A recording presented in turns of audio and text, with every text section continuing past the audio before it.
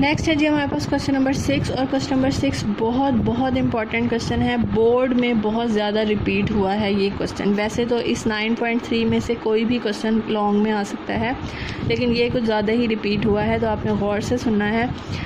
The vertices of a triangle are, एक triangle है, हमें नहीं पता कौन सी है, उसके कॉर्नर दिए में PQR। ठीक है जी, कॉर्नर्स हो गए। वो कहते हैं show that the length of the line segment, एक लाइन सेगमेंट है, कौन सी लाइन सेगमेंट है, वो कहते हैं PR और QR जो है वो एक लाइन सेगमेंट है, उनका ना एक मिड पॉइंट है। Line segment joining the mid points PR और QR दोनों का मिड पॉइंट है, और वो जो मिड पॉइंट है ना वो आधा हिस्सा होगा PQ का। तो अगर आपको ऐसे नहीं समझ आ रही तो हम फिगर बना लेते हैं इसका। तो फिगर बनाते हैं सबसे पहले। वो कहते हैं जी एक ट्राइंगल है, हमें नहीं पता कौन सी है, तो हमने उसे ऐसे ही ड्रॉ कर दिया और उसे नाम दे दिए PQR के। इसमें हमें डिस्टेंस निकालने की नहीं ज़रूरत, हम इसे ख़ुद से नाम दे सकते हैं, कहीं पे भी PQR लिख सकते हैं। क्यों? क्योंकि राइट ट्राइंगल में सिर्फ करते होते हैं डिस्टेंस निकालने का प्रोसीजर, इसमें ज़रूरत नहीं होती। अब वो कहते हैं जी P का पॉइंट है 4, 6, Q का पॉइंट है -2, -4, और R का पॉइंट है -8 और 2। ठीक है।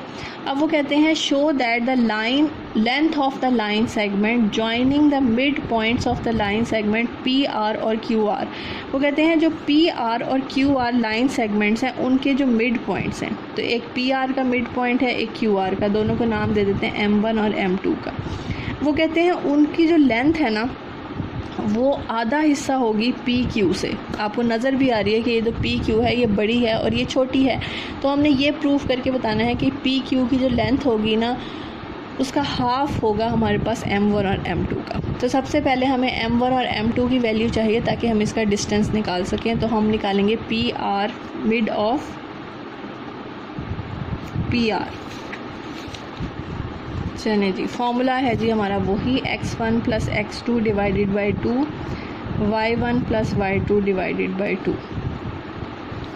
PR का ले रहे हैं तो ये हमारे पास 4 + -8 और 6 + 2 डिवाइडेड बाई 2। तो ये आ जाएगा 4 - 8 -4/2 और 6 + 2 8/2। 2 2 ज़ा 4 -2 और 4। ये हो गया हमारा M1। ठीक है जी। अब हमने निकालना है M2, मतलब मिड पॉइंट ऑफ QR। तो हम लिखेंगे मिड ऑफ QR। फॉर्मूला हमारा यही रहेगा -2 + -8 divided by 2 -4 + 2 divided by 2। x1 y1 x2 y2 value put कर दी। -2 - 8 -10/2 -4 + 2 -2/2। यह आ जाएगा -5 और -1। ये हो गया हमारा M2।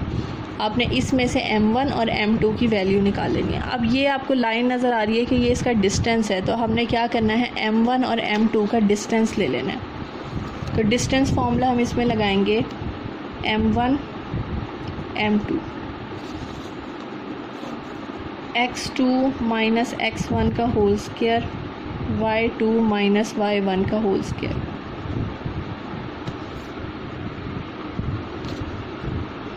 चलें जी, ये वैल्यू है, यहाँ से देख के हम पुट कर देते हैं। M1 और M2, तो x2 हमारे पास है -5 -2 का होल स्क्वायर, और ये y2 है -1, और ये y1 है 4। वैल्यू पुट कर दी हमने सारी। अब सॉल्व कर लेते हैं। -5 और +2 -3 का स्क्वायर, -1 और -4 -5 का स्क्वायर, -3 का होल स्क्वायर 3 3 ज़ा 9 और -5 का होल स्क्वायर 25। 25 + 9 √34। ठीक है जी, ये हो गया हमारा M1 और M2 का डिस्टेंस। अब क्वेश्चन ये है, वो कहते हैं जो PQ का डिस्टेंस है ना वो आधा होना चाहिए M1 और M2 का। तो इसका मतलब है हमें PQ का डिस्टेंस भी निकालना है। तो PQ का डिस्टेंस निकाल लेते हैं। ये P और Q के दोनों पॉइंट्स लिखे हुए हैं, तो आप इस फॉर्मूले के अंदर पुट करें। -2 - 4 का होल स्क्वायर -4 -6 का होल स्क्वायर।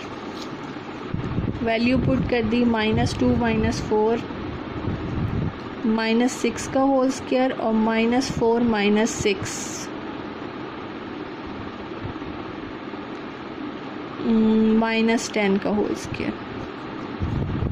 -6 36 और 6 6 36 और 100 और ये आ जाएगा 136। और कैलकुलेटर पे आप इसे सॉल्व करें, पॉइंट्स में नहीं लिखना आपने, याद रखना है इनमें से किसी क्वेश्चन को भी पॉइंट में चेंज नहीं करना आपने। 136 ये आ जाएगा 2√34 PQ का डिस्टेंस।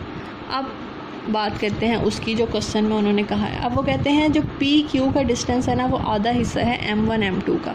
तो देखते हैं कैसे वो आधा है। ये हमने PQ लिख लिया और ये हमने M1 M2 लिख लिया, दोनों की वैल्यूज़ पुट कर दी। PQ की वैल्यू है 2√34 और M1 M2 की है √34। अब ये देखें 2 मल्टीप्लाई हो रहा है तो उधर जाके क्या हो जाएगा, डिवाइड। और मैं इस डिवीजन फॉर्म को इस तरह लिख सकती हूँ, एक ही बात है ना, ऊपर 1 उससे मल्टीप्लाई हो जाए 34 ही बनेगा। तो मैंने इसे अलग करके लिख दिया। मतलब ये शो कर रहा है कि ये जो √34 है ना और ये वैल्यू जो है ये इसका आधा हिस्सा है, क्योंकि 1/2 क्या शो करता है, हाफ को शो करता है। तो हमने इस क्वेश्चन में यही करना था। ट्राइंगल को हमने पहले नाम देने हैं। उसमें वो कहते हैं PR और QR लाइन सेगमेंट के मिड पॉइंट्स हैं। उन मिड पॉइंट का जो डिस्टेंस है वो आधा होना चाहिए PQ के डिस्टेंस के साथ। तो पहले हमने मिड निकाल लिया, M1 M2 का डिस्टेंस निकाल लिया, फिर हमने PQ का डिस्टेंस निकाल लिया और दोनों को कंपेयर करके हमने बताया कि ये जो है इसका क्या है, हाफ है। यहाँ पे जो है आपकी एक्सरसाइज जो है वो ख़त्म हो गई है और चैप्टर नंबर 9 भी ख़त्म हो गया है, क्योंकि रिव्यू एक्सरसाइज में ऐसा कोई क्वेश्चन नहीं है जो बताने वाला हो। इंशाल्लाह अब जो है आपके थ्योरम्स के जो हैं एक्सरसाइजेज स्टार्ट करेंगे और साथ साथ थ्योरम्स भी पढ़ेंगे।